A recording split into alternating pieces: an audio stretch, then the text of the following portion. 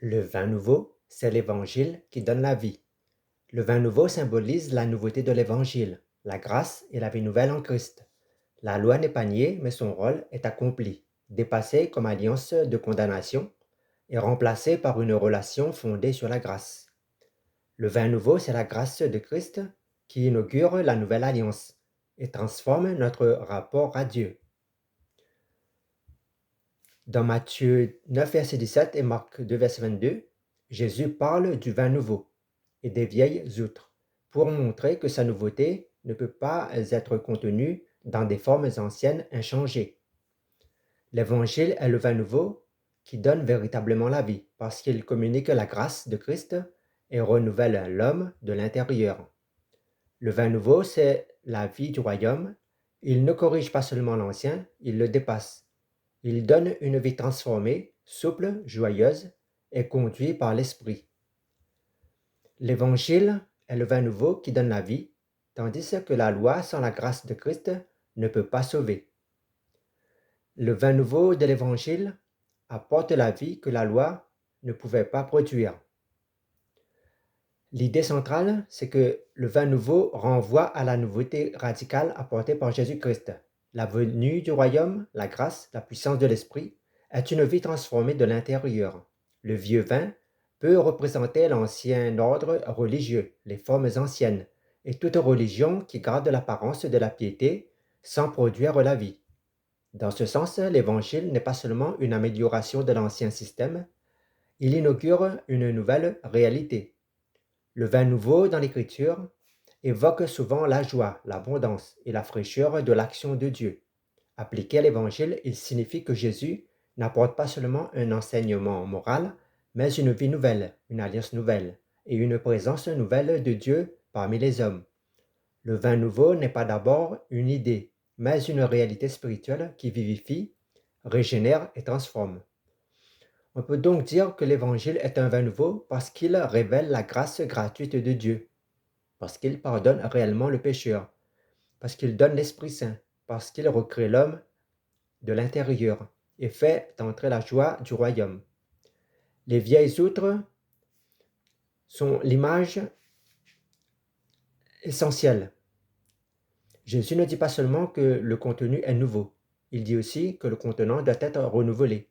Cela signifie qu'on ne peut pas enfermer la grâce de Christ dans des structures rigides, des traditions mortes ou une religion purement extérieure. Le problème n'est pas seulement la doctrine ancienne, mais le cœur non transformé qui refuse la nouveauté de Dieu. Les vieilles outres peuvent représenter un légalisme sans vie, une religion de règles sans relation, une justice fondée sur les œuvres, ou une résistance au Saint-Esprit, ou des habitudes spirituelles devenues incapables de porter la vie de Dieu. La loi et son rôle. Il faut être prudent. La loi n'est pas mauvaise en elle-même. Elle révèle la sainteté de Dieu, met en lumière le péché et conduit l'homme à reconnaître son besoin de salut. Mais la loi ne peut pas sauver parce qu'elle montre le mal sans donner la puissance d'en sortir. Elle commande, mais elle ne régénère pas. Elle accuse, mais elle ne justifie pas. Ainsi, le rapport entre la loi et l'Évangile peut se comprendre ainsi. La loi révèle, la loi condamne le péché, la loi prépare le cœur à recevoir la grâce. L'Évangile ordonne, pardonne. L'Évangile transforme. L'Évangile donne ce que la loi exigeait sans pouvoir l'accorder. L'Évangile, c'est la grâce qui donne la vie. Dire que l'Évangile est le vin nouveau qui donne la vie, c'est affirmer que la vie chrétienne ne commence pas par l'effort humain, mais par l'intervention de Dieu. Le salut n'est pas l'homme qui monte vers Dieu par ses œuvres, mais c'est Dieu qui descend vers l'homme en Jésus-Christ. Cette grâce ne se limite pas au pardon. Elle communique une vie nouvelle, une naissance nouvelle et une marche nouvelle. Cette vie nouvelle se reconnaît par une conscience pardonnée, un cœur renouvelé, des désirs transformés, une relation vivante avec Dieu, une obéissance née de l'amour et non de la peur.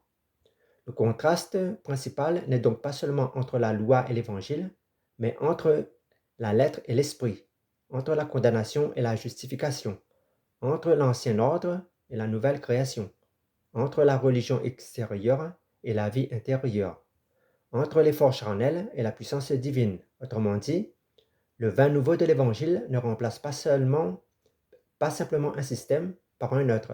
Il fait passer de la mort à la vie, de la stérilité à la fécondité, de l'esclavage à la liberté. L'Évangile est le vin nouveau de la grâce de Dieu en Jésus-Christ. Il ne se contente pas d'améliorer l'homme extérieur, il le régénère intérieurement. La loi, en montrant le péché, prépare au salut, mais elle ne peut sauver ni donner la vie. Seul Christ, par l'Esprit Saint, donne la vie véritable, et cette vie appelle des outres neuves, c'est-à-dire un cœur nouveau, une intelligence renouvelée et une existence conduite par la grâce. Le vieux vin peut nourrir une religion de forme, mais seul le vin nouveau de l'Évangile donne la vie. La loi révèle notre incapacité, mais Christ donne sa grâce. Elle montre le besoin, mais lui apporte le salut. Elle condamne le péché, mais lui fait naître une création nouvelle. La loi me montre mon besoin. L'Évangile me donne Christ. Christ me donne une vie nouvelle par l'Esprit. L'Évangile, donc, n'est pas seulement une parole à écouter, c'est un vin à recevoir, une vie à boire, une grâce à laisser pénétrer dans tout l'être. Le vin nouveau de l'Évangile. Jésus dit qu'on ne met pas du vin nouveau dans de vieilles outres. Cette parole simple contient une révélation profonde sur son œuvre, sur l'Évangile et sur la manière dont Dieu transforme l'homme. Le Seigneur ne vient pas seulement corriger l'ancien, il vient inaugurer quelque chose de radicalement nouveau. Le vin nouveau, c'est l'évangile de la grâce. C'est la vie de Christ donnée aux pécheurs. C'est la puissance de l'Esprit Saint qui régénère, renouvelle et fait entrer dans la vie de Dieu. Le vieux vin, dans cette perspective, représente l'ancien ordre religieux, la justice par les œuvres et une relation à Dieu fondée sur les formes sans la vie. Mais Jésus annonce que quelque chose de nouveau est arrivé.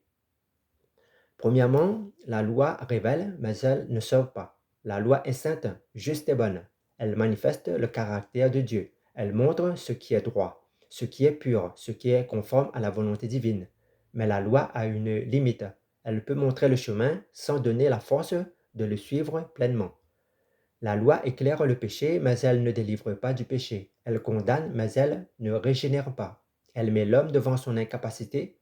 Elle lui dit « tu dois », mais elle ne lui donne pas le pouvoir intérieur de devenir nouveau.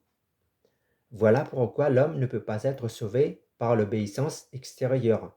Il peut avoir des règles, des rites, des habitudes religieuses et pourtant rester vide à l'intérieur. Il peut connaître la loi sans connaître la vie. Il peut avoir la lettre sans avoir l'esprit. Deuxièmement, l'Évangile apporte une vie nouvelle. L'Évangile, c'est bien plus qu'un enseignement moral. C'est la bonne nouvelle que Dieu est venu vers l'homme en Jésus-Christ. C'est la grâce qui pardonne le péché, la croix qui ôte la condamnation et la résurrection qui ouvre un avenir nouveau. Le vin nouveau de l'Évangile donne la vie parce qu'il ne se contente pas d'exiger une transformation. Il la produit. Là où la loi dit « sois juste », l'Évangile dit « Christ t'accorde sa justice ». Là où la loi révèle la faiblesse, l'Évangile communique la force de Dieu. Là où la loi commande de l'extérieur, l'Évangile agit de l'intérieur. C'est cela la puissance de la grâce. Elle ne maquille pas l'ancien homme, elle fait naître une nouvelle créature. Elle ne polit pas seulement le vieux cœur, elle le renouvelle. Troisièmement, les vieilles outres ne peuvent pas contenir la nouveauté de Christ. Jésus parle des outres parce que le problème n'est pas seulement le vin, mais aussi le contenant. On ne peut pas mettre la vie nouvelle de l'Évangile dans un cœur fermé, rigide, orgueilleux ou religieux sans transformation. Les vieilles outres représentent toutes les structures incapables d'accueillir la grâce. Une religion sans conversion, une habitude spirituelle sans feu, une foi figée dans le passé, une obéissance extérieure sans amour, une mentalité légalisée qui résiste à l'esprit.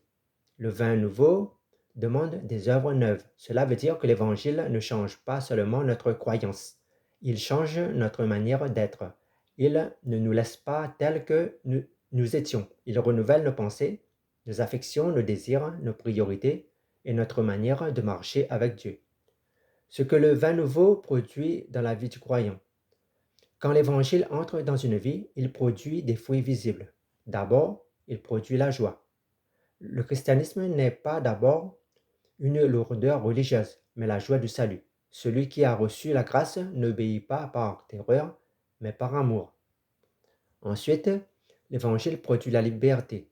La loi enchaîne l'homme à sa culpabilité, mais Christ le libère de la condamnation. Cette liberté n'est pas la licence de péché, c'est la puissance de vivre pour Dieu. Puis il produit la transformation intérieure. Le croyant ne vit plus seulement selon des apparences, mais selon une vie reçue d'en haut. Son cœur devient sensible à Dieu, sa conscience est éclairée, son désir de sainteté grandit. Enfin, il produit la fécondité. Le vin nouveau n'est pas stérile, il rend la vie chrétienne vivante, rayonnante, contagieuse. Là où il y avait sécheresse, il met la fraîcheur. Là où il y avait la rigidité, il met la souplesse de l'esprit. Cinquièmement, le danger de vouloir garder l'ancien. Luc rapporte une parole très forte. Le vieux est bon. Cela montre que beaucoup préfèrent ce qui est connu, même si cela ne donne plus la vie. L'homme naturel aime souvent ce qui est ancien, parce que cela le rassure.